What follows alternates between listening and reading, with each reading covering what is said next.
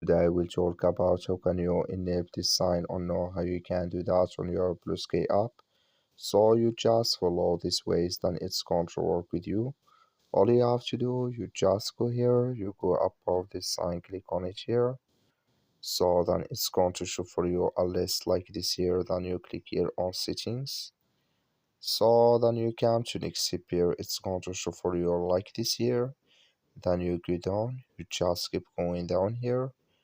So then you just come here to require email code to log in into your account. You click in this sign like you see. So then here can you send confirmation email.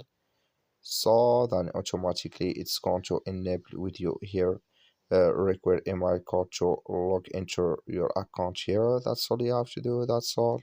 I wish you I give it. You just follow this, then it's going to work with you. Thank you for watching. Don't forget to support us by liking, subscribe.